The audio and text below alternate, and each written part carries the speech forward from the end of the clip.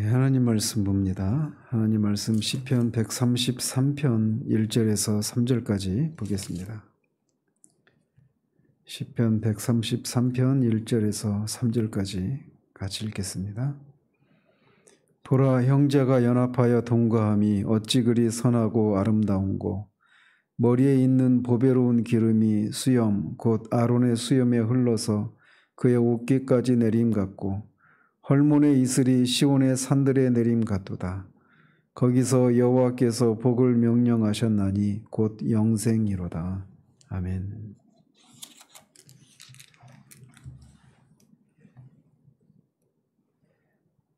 이 시는 표제에 있는 것처럼 다윗이 지은 것으로서 이 시의 배경은 블레셋에서 빼앗겼던 언약궤가 그 기럇 여아림에 있다가 오베데돔의 집에 있다가 다시 예루살렘으로 돌아오는 그 장면을, 예루살렘 돌아와서 그 안치하는 그 장면을 배경으로 하고 있습니다. 그래서 그런 그 언약궤를 안치하는 과정을 안치하고 그렇게 돌아온 그 하나님의 임재를 하나님께 감사하며 그 백성들이 하나님 안에서 연합되어서 이렇게 누리고 있는 그런 것에 대한 감사를 올려드리고 있는 감사 예배시입니다. 이 시는 세 절로 되어 있지만 1절과 또 2절, 3절 이렇게 두 부분으로 나눌 수가 있습니다. 그래서 1절에서는 형제 간의 연합이 얼마나 아름답고 소중한가라고 하는 것을 이렇게 선언적으로 노래한 후에 그 형제 간에 누리는 그 연합의 그 아름다움을 2절과 3절을 통해서 비유적으로 묘사하고 있는 이런 구조로 되어 있습니다. 보라, 형제가 연합하여 동거함이 어찌 그리 선하고 아름다운고.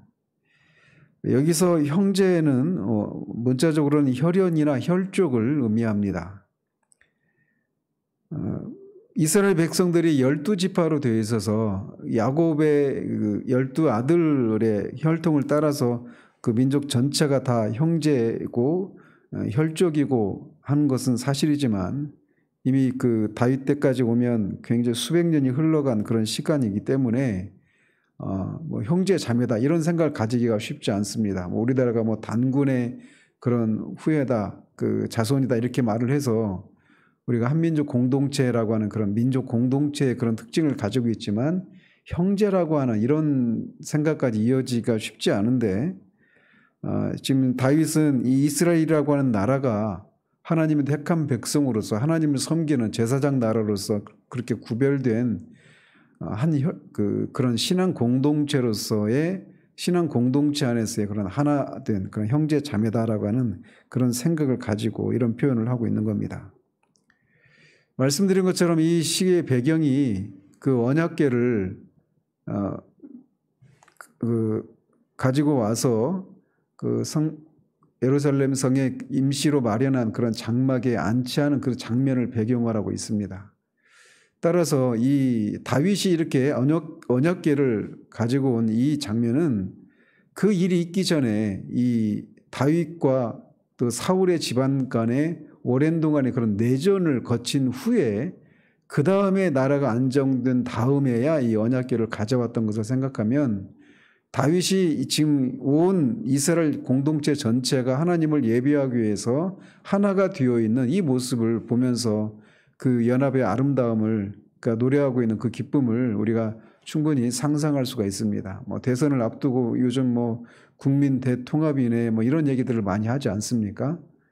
구호에 그치기가 쉽죠.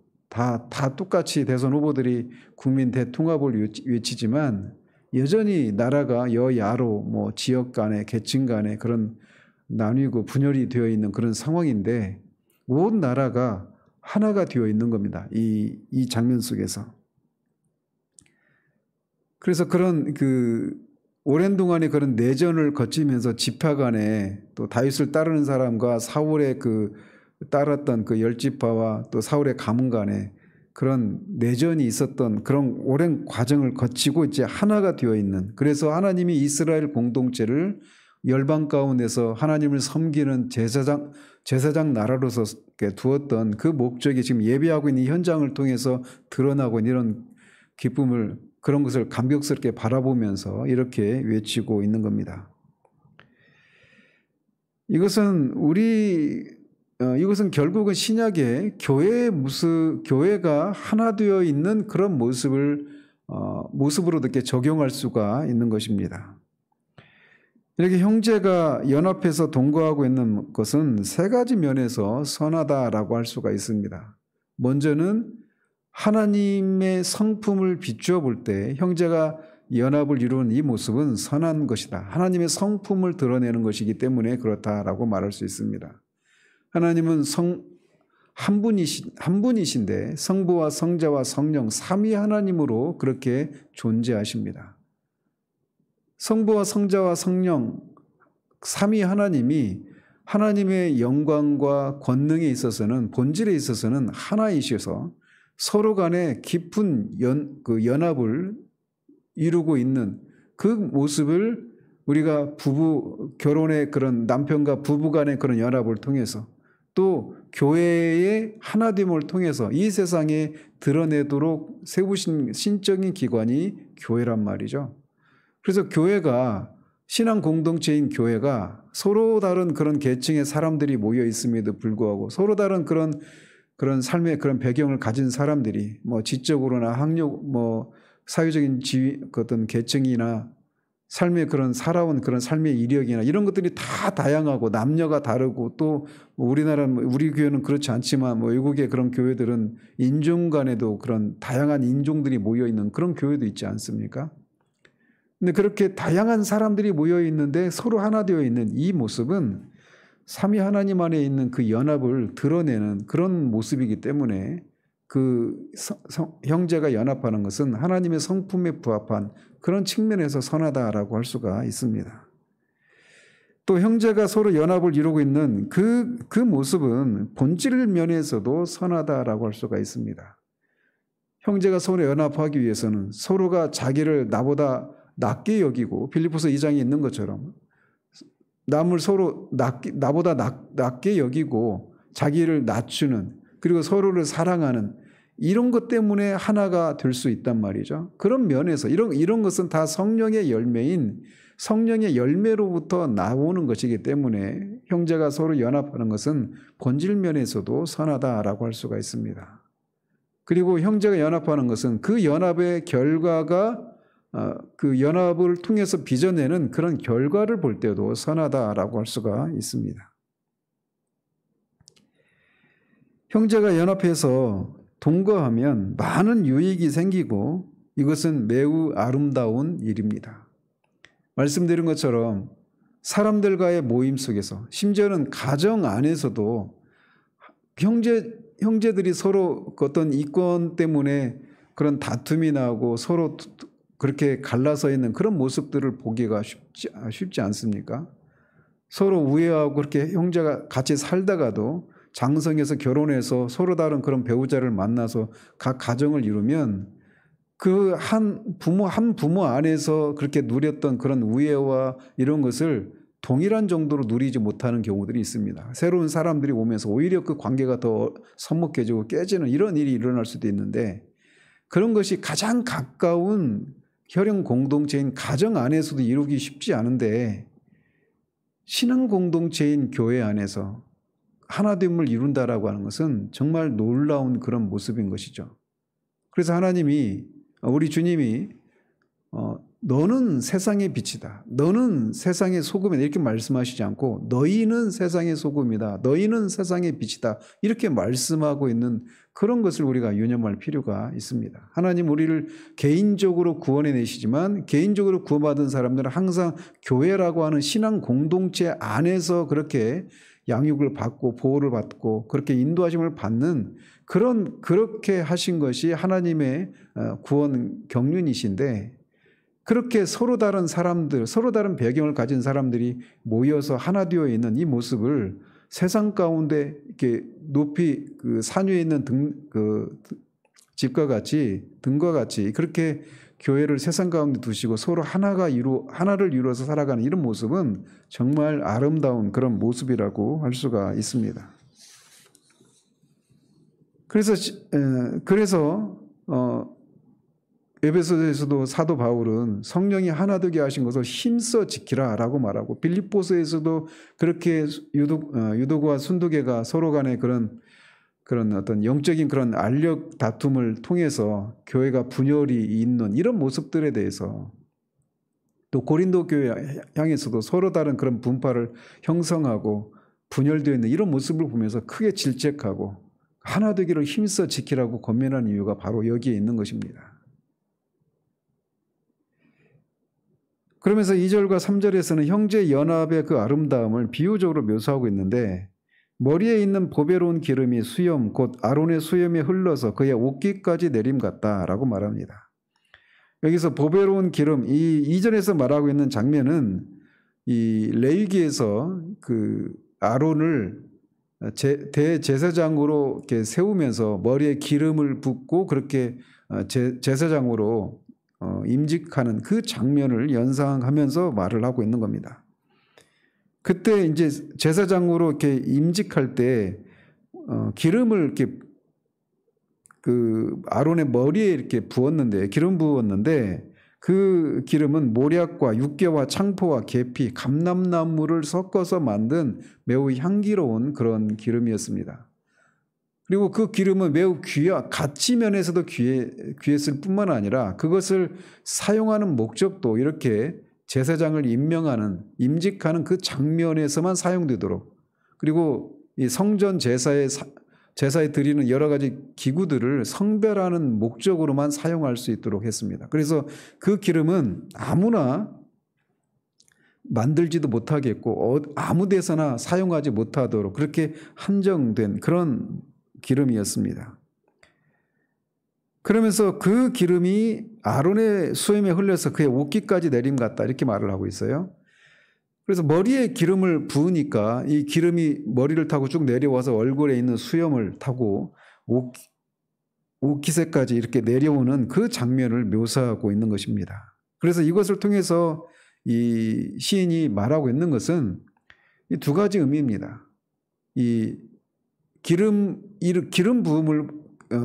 부어서 아론 제사장을 하나님을 섬기는 제사장으로 그렇게 특별히 구별하는 그런 의미가 있는 것처럼, 신앙 공동체가 성령의 기름 부음을 통해서 거듭나서 하나가 되는, 하나님을 섬기는 그런 목적으로 하나가 된다라고 하는, 구별된다라고 하는 이런 의미가 있고, 이 성령의 기름 부음을 통해서 머리에 부은 기름이 얼굴을 타고 수염을 흘러서 옷깃에까지 흠뻑 젖는다, 이런 얘기는 결국 이 하나의 공동체, 이 몸을 그 머리로부터 몸에까지, 몸에 있는 이런 데까지 하나의 종류의 그 기름이 흘러내리는 것처럼, 신앙 공동체를 구성하고 있는, 교회를 구성하고 있는 이런 여러 지체들이 하나님으로부터 성령의 기름 부음을 통해서, 성령의 은혜를 통해서 하나된 그런 은혜를, 복을 누린다라고 하는 이런 것을 노래하고 있는 것이다라고 할 수도 있습니다.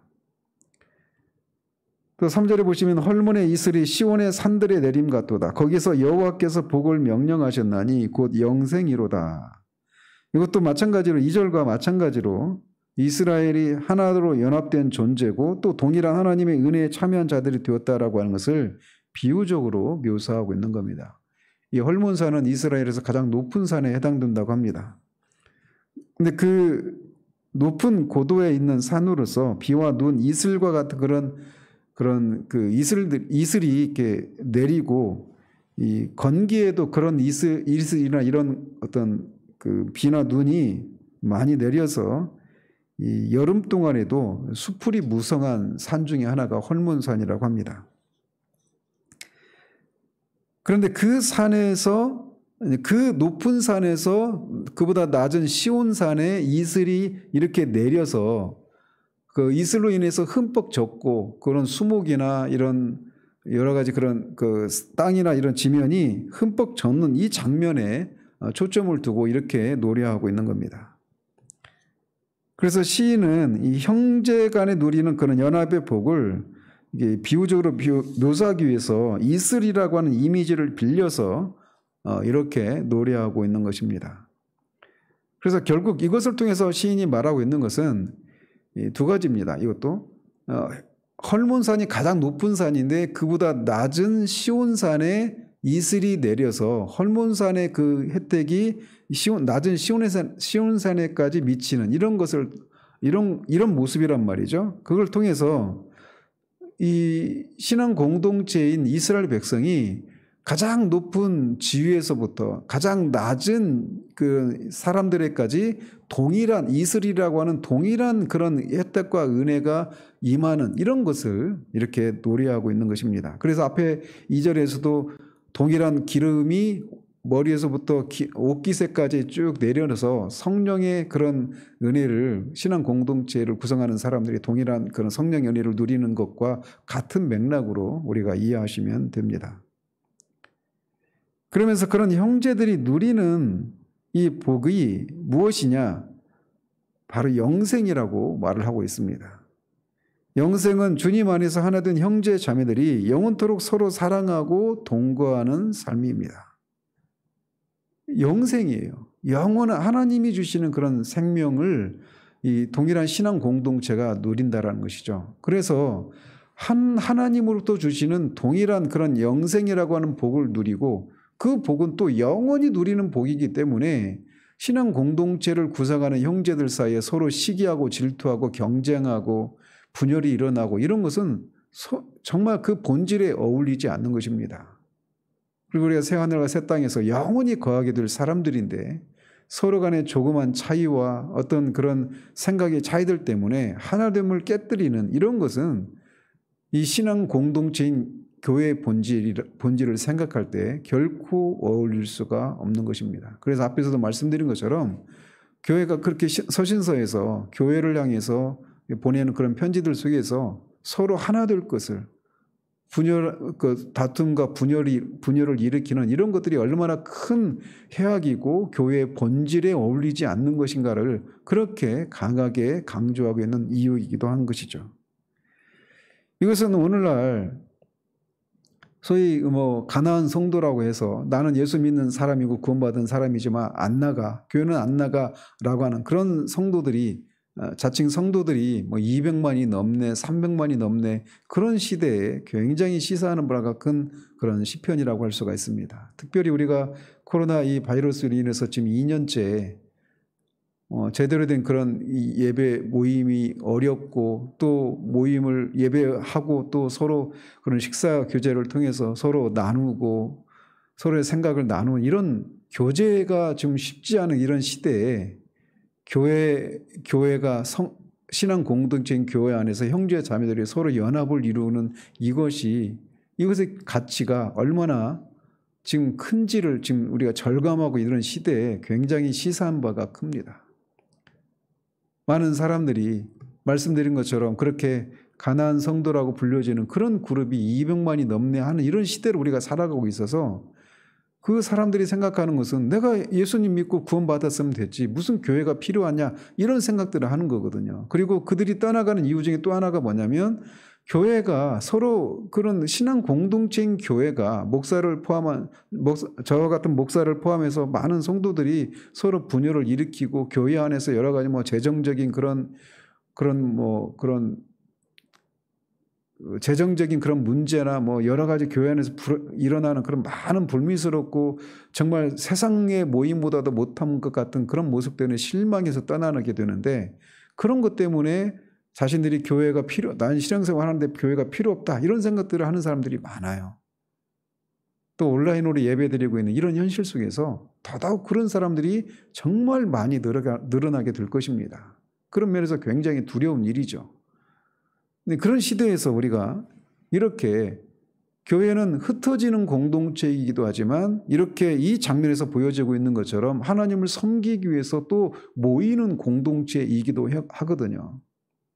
그래서 서로 다른 배경을 가진 사람들이 그런 성에 있어서나 어떤 여러 가지 그런 사유적인 지위나 여러 삶의 경험이 있어서 다양한 차이를 가지고 있음에도 불구하고 그런 것들이 하나님을 섬기는 하나님을 예비하는 이 본질적인 하나의 목적 안에서 하나가 되어서 서로를 사랑하고 서로를 위하고 그렇게 살아가는 그 모습처럼 세상을 놀랍게 하고 교회를 세상이 두렵게 바라보게 만드는 그런 원인이 될 수 있다는 사실들을 우리가 기억할 필요가 있습니다. 사도행전 2장에 나오는 것처럼 오순절 그 공동체가 예루살렘 공동체가 그 공동체를 보면서 믿지 않는 사람들이 다 두려워했거든요. 그들이 한 일이 다른 게 없습니다. 그냥 서로 사랑하고 서로가 가진 것들을 서로 나눠주고 순전한 마음으로 떡을 떼고 그렇게 사는 그런 모습을 보면서 그들이 두려워했단 말이에요. 그런 면에서 이 교회라고 하는 것은 하나님께서 이 세상에 주신 가장 큰 복입니다. 세대주의자들이 말하는 것처럼 예수님이 오셔서 하나님 왕국을 그리스도의 왕국을 건설하기 위해서 왔지만 유대인들이 그걸 거절하고 실패해서 임시 방편으로 생겨난 것이 교회가 아닙니다. 교회는 예수님이 오셔서 이루시고자 하셨던 것이 교회예요. 신적인 기관이죠. 그분의 핏값으로 사신 것이 교회란 말이죠. 그래서 예수 그리스도를 구주로 섬기는 성도들이 모여서 한마음 한뜻으로 연합해서 하나님을 섬기고 예배하는 모습, 그리고 서로 사랑하는 이 모습은 세상 그 어떤 단체 속에서도 우리가 결코 누릴 수 없는 가장 아름답고 선한 그런 모습이라고 할 수 있어요. 이런 교회의 그런 본질을 우리가 생각하면서 모이기를 힘쓰고, 지금은 비록 어려움이 있지만 그런 것들을 사모하고 애통해하고, 또 그런 기회가 하나님 우리에게 주셨을 때 서로를 깊이 사랑하고 연합하는 이런 모습을 드러내는 그런 일들이 힘을 쓰는 그런 우리들 되게 해주기를 우리 주님 이름으로 축원드립니다. 기도하겠습니다. 하나님 아버지, 오랜 내전의 그런 분열의 아픔을 끝내고 하나님을 섬기는 하나님의 구별된 백성으로서의 하나님 나라라고 하는 이것을 의미하는 언약궤를 안치하는 장면 속에서 서로 그렇게 다투고 분열했던 이스라엘 공동체가 하나님을 섬기는 장면 속에서 하나 되어 있는 모습을 감격스럽게 노래하고 있는 이 시편을 우리가 살펴보았습니다.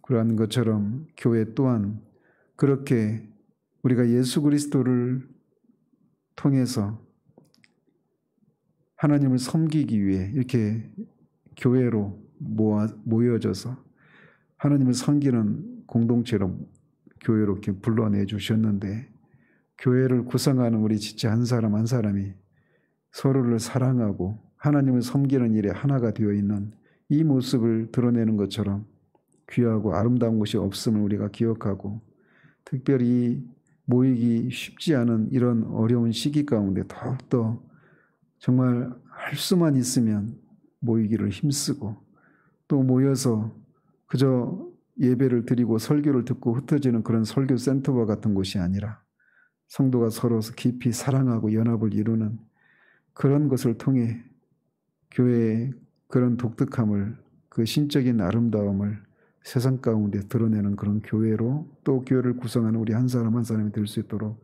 하나님 도와주시기를 원합니다. 예수 그리스도 이름으로 기도합니다. 아멘.